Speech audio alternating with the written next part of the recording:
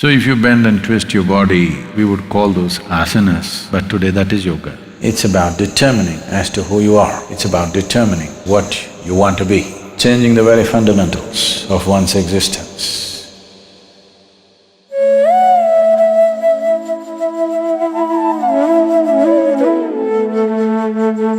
Understanding the mechanics of how this life functions and what we can do with it. This mechanics, this technology, this science, we are referring to as yoga. Because what is human is not an established state. There is a whole system of understanding that needs to happen. A lot of people believe yoga started in California.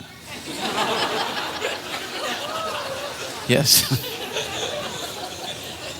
I met somebody who seriously believed it was Madonna who started yoga.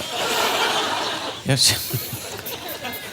So this mechanics of life, this is as simple as this. I'm sure almost all of you are carrying a phone at least. The more you know about this phone, the better you can use it. Is that so? They made a survey and they found out that 97% of the people are using only 7% of the capabilities that are there in an ordinary phone. I'm not talking about the smartphone, I'm talking about the dumb phone. So they were contemplating, if we remove 90% of the electronics, still most people will never know. And we can even give them a 500 rupee discount. They will be happy, we will be happy, you know. Maybe they've already taken it off, we don't know. Only if you try to use all of them, all the functions, then you realize something is not working. So, in a little gadget, you're using only 7%. This is the gadget. Every damn gadget has come out of this. How much percentage do you think are you employing this gadget? Just make a guess. How much percentage? 2, 5? You're being very generous to yourself. It's well below 1%. Because for your survival process, to conduct your life in the material world, you do not even need 1% of what this is. This is capable of perceiving the whole cosmos. If you prepare it properly, if you hold it, this is like an antenna. If you hold it in the right position, it can just grasp everything in the existence. It is just that we are doing all kinds of things with it because right now, our whole perception of life is limited to the physical nature of the existence. Physical is like the peel of the fruit. It has no purpose of its own. In the sense, if you have a fruit, the moment you eat the fruit, the peel goes straight to the trash can, isn't it? The peel is only a package. Only because the fruit is valuable, package is important. Right now as you sit here, this body is very important. You have to feed this, you have to clothe this, you have to decorate this, you have to pamper this in so many ways.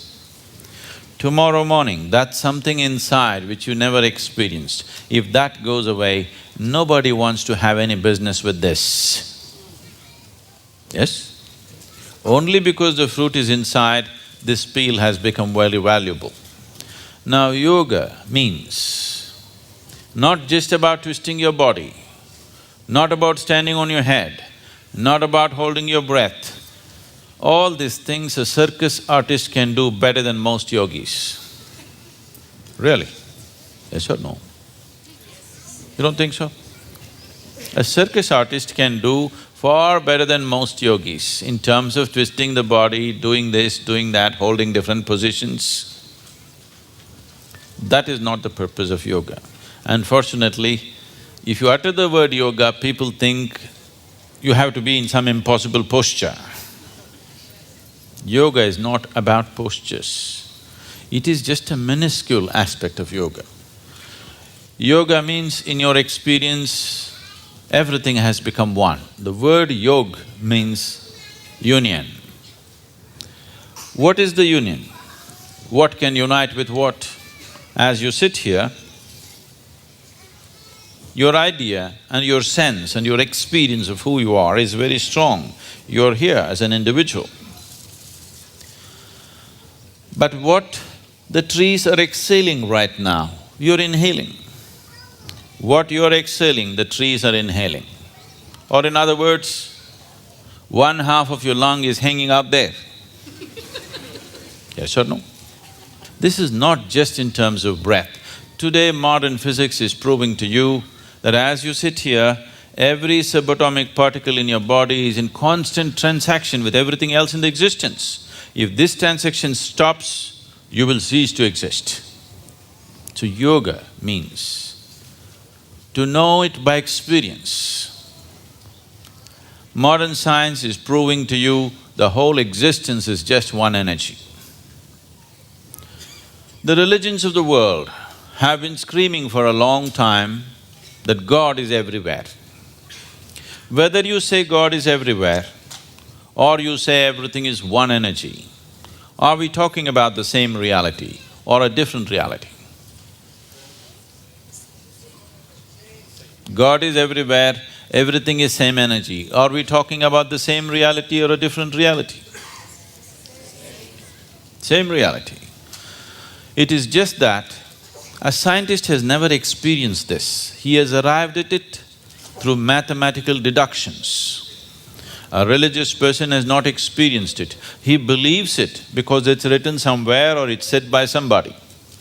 If you are a hard case that you are not willing to settle for deductions or belief systems, then you become a yogi. Yes, if you're a very hard nut, you want to know it yourself,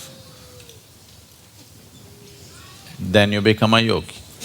You want to know the union of the existence, you want to know the oneness of what it is, not believing it. Like you experience the 5 fingers of your hand, if you can experience everything around you, then we say you're in yoga. To be in yoga is the destination, but somewhere along the way, the process itself got named as yoga. The process has many names, which has kind of sunk into the background. What is destination has become the name of the process today. So if you bend and twist your body, we would call those asanas, but today that is yoga. Like this, various processes, in fact, 112 basic ways, but millions of tools which have evolved out of these fundamentals, every one of them today is known as yoga. It's like if you go to the private bus station in Coimbatore, you'll see somebody will be saying, Bangalore, Bangalore, Bangalore. You say, where? He'll show you the bus. He means this bus goes to Bangalore. So the vehicle has become Bangalore. Just like that, the vehicle or the tools have become yoga. Of all the things in the world, of all the things that a human being can do, why yoga? Everything that human beings can do is essentially an expression of who they are. Somebody sings a song, somebody dances, somebody writes a book, somebody paints a picture, whatever else we do. You may be conscious of it, you may be unconscious of it, but still everything that you say, everything that you do, everything that comes out of you is essentially an expression of who you are.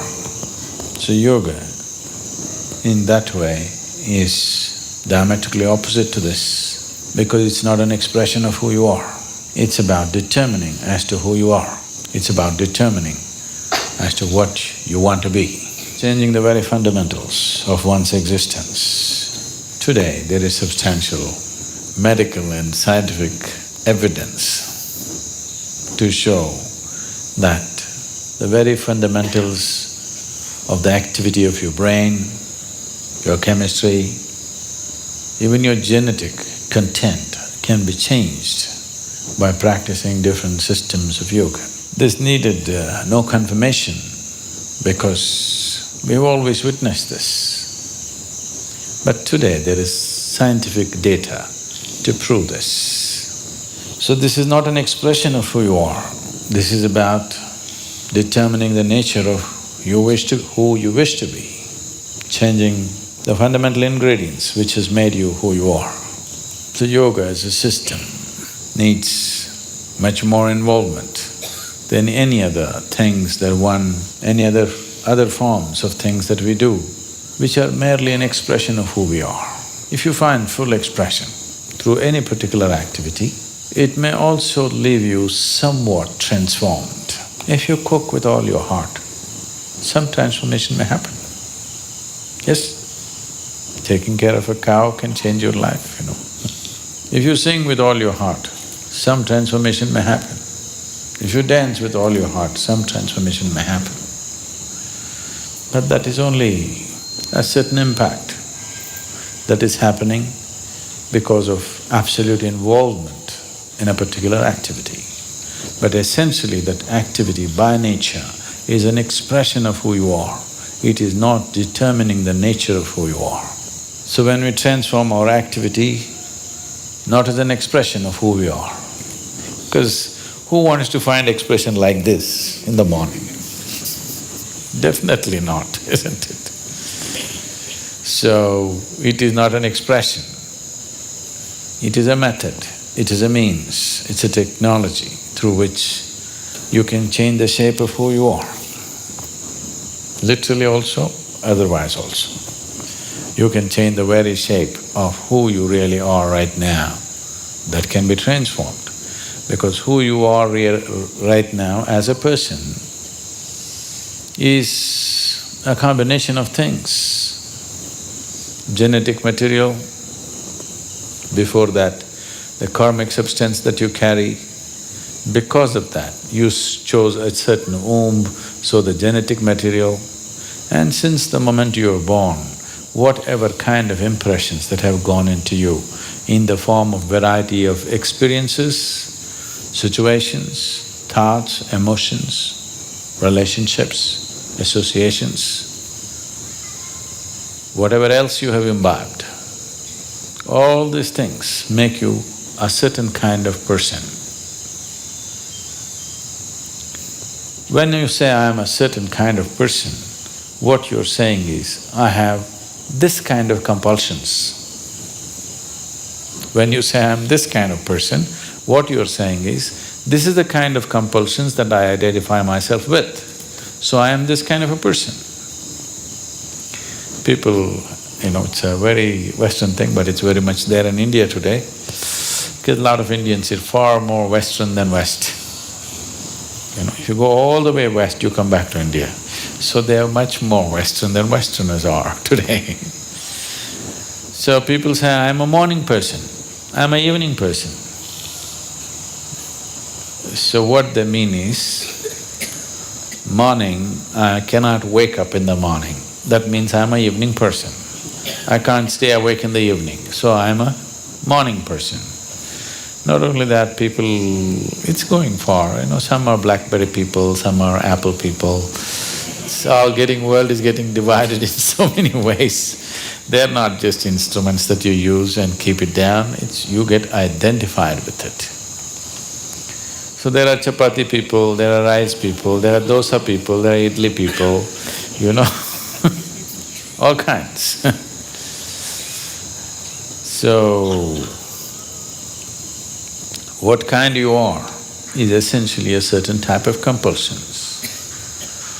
So you set yourself into the process of yoga because you don't want to be this kind or that kind.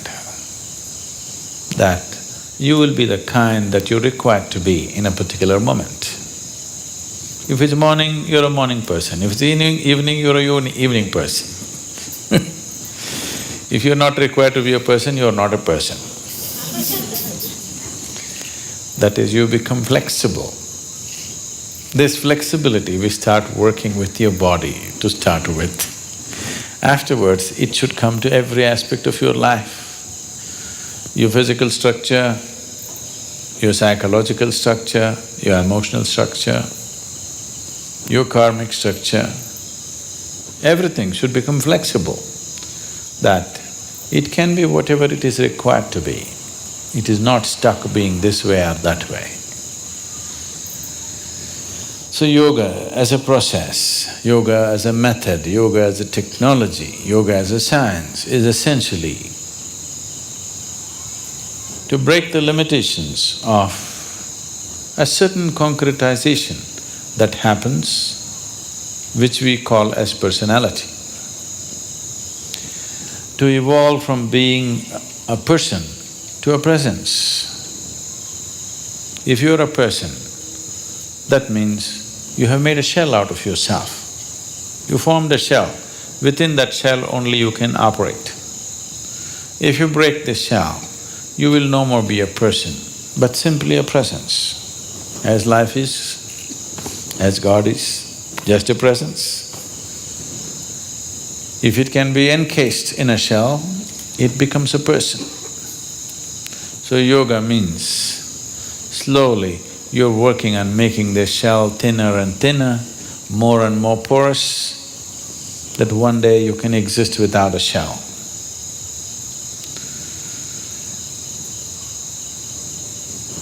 So essentially, in your experience, yoga means morning.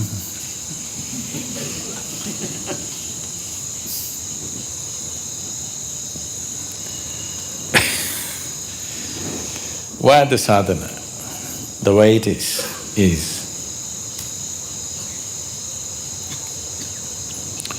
all aspects of physicality are cyclical in the universe. Planets are going around the sun, the solar system are moving, everything in the galaxy, in the cosmos is cyclical.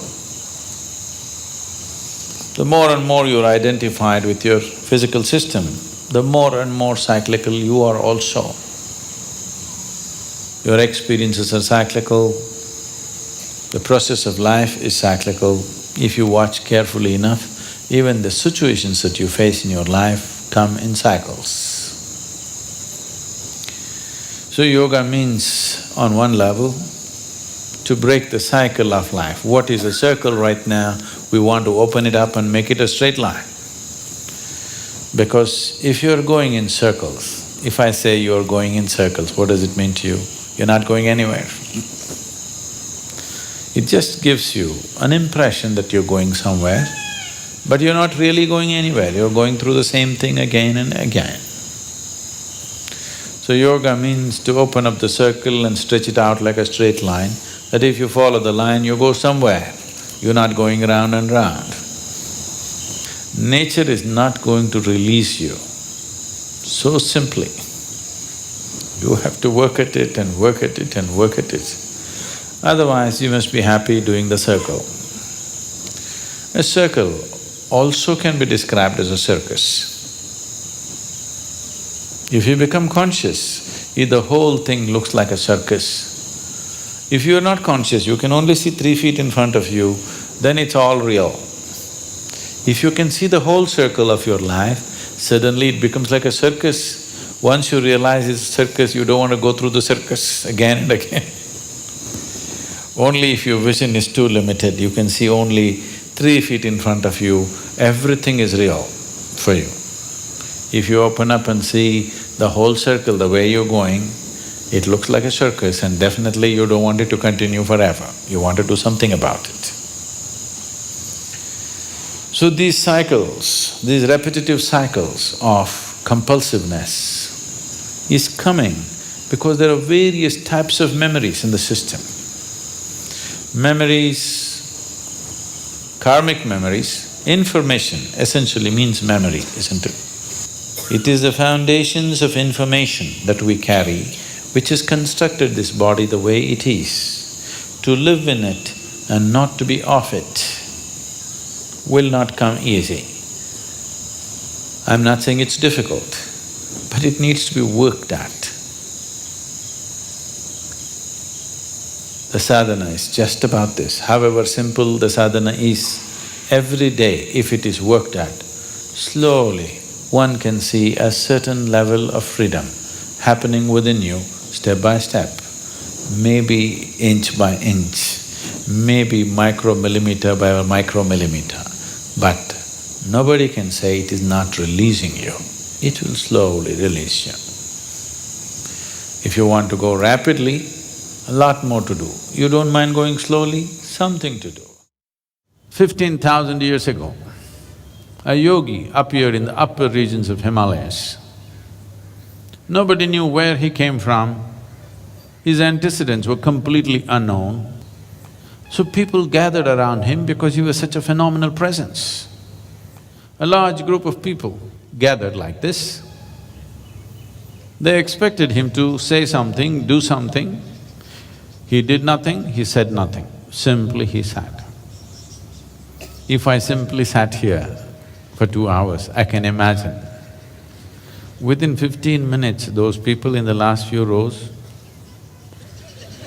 and they will slowly, still there's time for the cinema, let's go. If I said nothing for 2 hours, 90% of the people will be gone. If I said nothing for 6 hours, only a few hardcore ones will hang on, rest are all gone. Same happened to him. He said nothing, did nothing, simply sat still. Not for a day, not for a week, for months on end, he simply sat still. Everybody was expecting a miracle, nothing happened, he just sat. But they were missing a most fundamental miracle because the nature of your body is such right now, you're well attended to. You had lunch in the afternoon and maybe you snacked in the evening and so that you don't fall asleep, you had a coffee and maybe you have something in your bag. So many things. All these things are being attended to, so this is fine. Suppose we just make you sit here for 4 hours. Sadhguru, at least some water? Okay, drink water. After drinking water, can we just sit here, Sadhguru? That one? Okay, do that and come. Sadhguru, okay, if you give this, the next one, no permission, this'll just go. Or in other words, what you call as a body is a series of processes.